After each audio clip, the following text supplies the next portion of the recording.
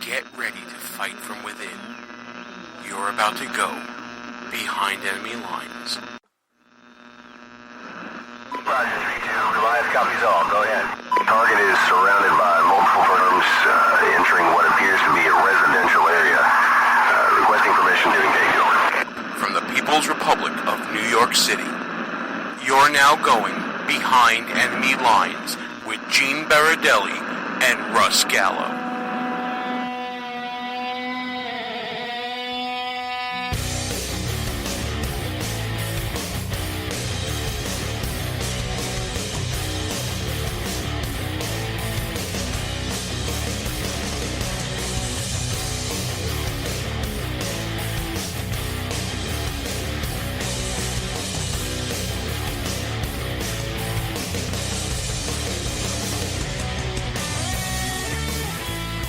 And you are now behind enemy lines. Hey there, how you doing, America? Gene Baradelli here. It's a big show tonight, because on the line with me right now to help me out with the 5th annual Buffoon of the Year competition. It's selection show time, folks.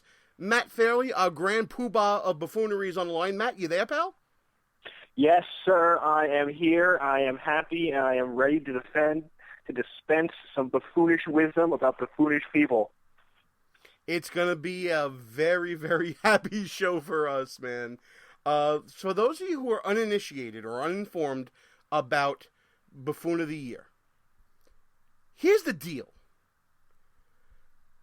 We pick the top 16 buffoons from the year. And what we do is we put them in a bracket, tournament style, and we say, okay, America, who you got? Who is the biggest buffoon of the year? And we eliminate it down from 16 to 8 to 4 to 2. And there you have it. We get the buffoon of the year by the time the first show of the new year comes around. Matt, you ready to rock this thing or what? Oh, this is the most wonderful time of the year. It's not about Santa. It's not about the gifts. It's about determining scientifically, through the vote of the people, the will of the people, who has brought us the most buffoonishness of 2015. I mean, what could be more exciting and more fun than that? You know, you're right. It is the most wonderful time of year, but let's not neglect the hours and hours of scientific research that went into this whole idea of how do we measure what a buffoon is. Matt, you spent months. Yes. This is a very exciting time for the cutting-edge science of buffoonology, in that we have finally put together a unit of measurement and a scale with which we can determine the internal buffoonishness of the people around us, and a measurement for which we can use to quantify the buffoonishness of their actions. It's very exciting to have this before us, because now we can really take buffoonery and buffoonology into areas that were, heretofore unknown to us. And we all have one very, that we very can only important dream man of. to thank for that. Yes, we do have an important man to thank for that. Yes, and that's the Reverend Al Sharpton. the end-all and be-all. Yes, as anyone who knows and has seen the blog and has followed the exploits of this station, the Reverend Al is the buffoon of all time. He is the first and only perfect 100 on what we are going to now refer to as the Sharpton scale, a scale for which you can measure the buffoonishness of people. It's a glorious time to be alive, Matt. Now that we now have this quantifiable method, dare I even say scientific method, of determining, measuring buffoonery, and it's all thanks to you and what we call the Sharpton scale. Explain to people, first of all, there's two things we got to talk about. First is the Sharpton scale, and then there is the unit of measurement that we are now calling the Sharpton when measuring buffoonery. First, let's talk about the scale. Yes. We're talking about a limited scale, 0 to 100, right? Yes. Like anything, like any good science, you need to have a unit of measure, so that you can use for comparison, so you can quantify how much more buffoonish one person is than another. So we devised, a scale, but the problem with the scale is you need to make it believable. You need to make it interpretable, so that the average person can look at it and say, "Oh, I understand." So we took as our lodestar the Reverend Al Sharpton, because as we all know, there is no bigger buffoon.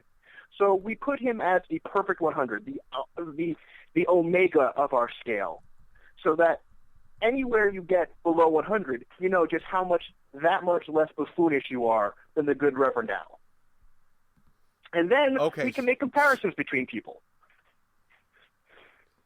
All right, so now, if Al Sharpton is the uber buffoon, the lodestar, as you put it. Yes. Who would be the other end of it? Who would be the antithesis, the anti-Sharpton, if you will? Well, the anti-Sharpton, those people who are pure, those people whose every action was good and noble. Jesus, Gandhi, Weird Al. Good, normal, hardy people. Okay, so now let's get a little personal. Where do you fall in between those two measures? And that is where the science comes in. Yes, and this is where we say thank you to Matt Fairley and all the great work that he did. Getting a round of applause from our studio audience here. And, Matt, we thank you for all the work you did, but let's put these methods to the test. And that is by... Well, before we put the methods to the test, I'm going to tease it a little bit more. The Sharpton, the unit of measure that you've come up with. Yeah. Well, this is now beyond limits, right? This is beyond limits. This is an infinite scale. As we talk about science, and we are, if nothing else, men of science here, at the men and women of science, at the Behind Enemy Lines Institute for the Enhancement of Buffoonology. We have another name for it, but I won't use it on here because we don't need to give that guy any more publicity. Yes, the acronym. It's in our article that Matt wrote at www.behindenemylinesradio.us. There's a special menu option called the Sharpton Scale. Knowledge is power, people. Check it out right now. Yeah. But as we were saying, is that, some people are just buffoons, and everything they do is buffoonish.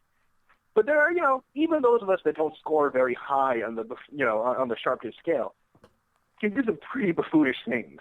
And so we have found a unit of measurement that we're going to call the Sharpton that will measure how buffoonish an action is. The more buffoonish your action is, the higher your Sharpton score. The more Sharptons you will receive. And like I said, there is no upper limit here. I mean, we've seen some pretty buffoonish things, but I'm a believer in possibilities. I have hope. And I have hope that someday we will see something so buffoonish that it just sets the chart even higher. I have a dream. We want to see someone bury the needle.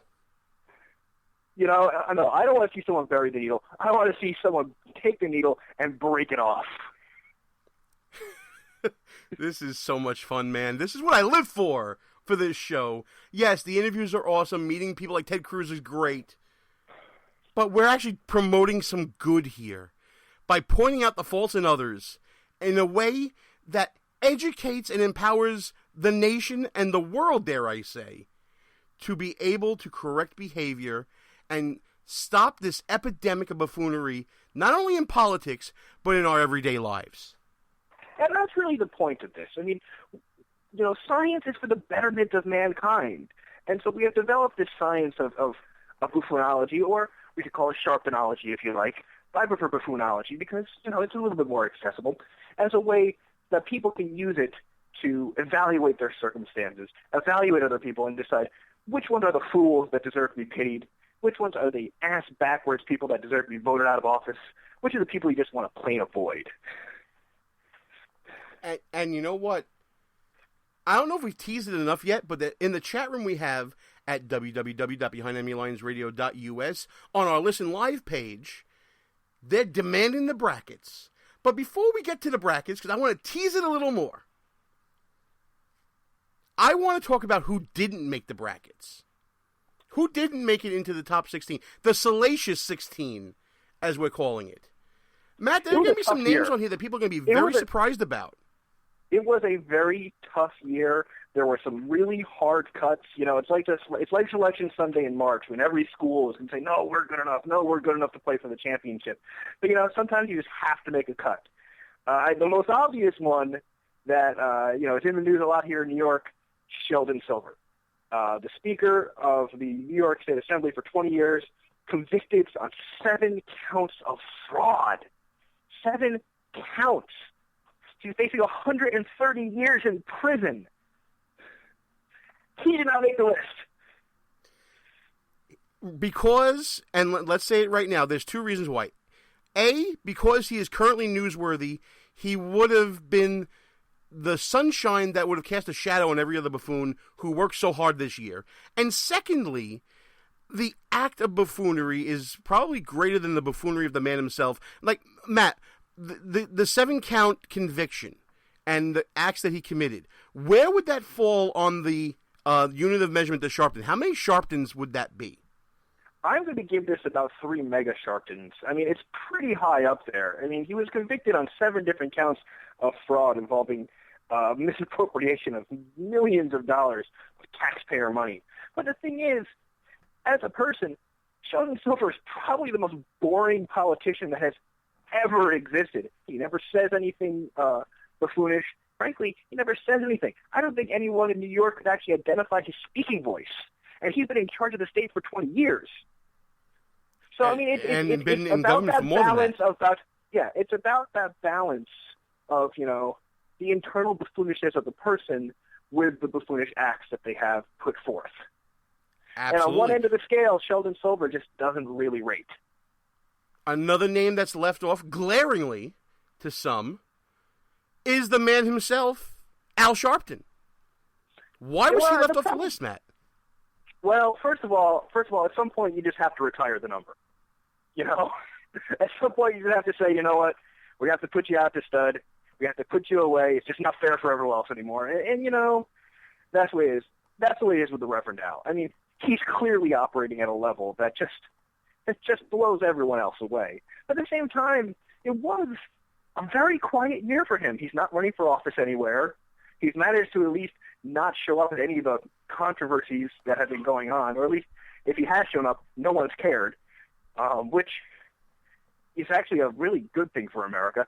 So it's been a quiet year for him. So, I mean, it's a combination of the fact that, you know, as a veteran, he's just, you know, you got to keep him out of competition.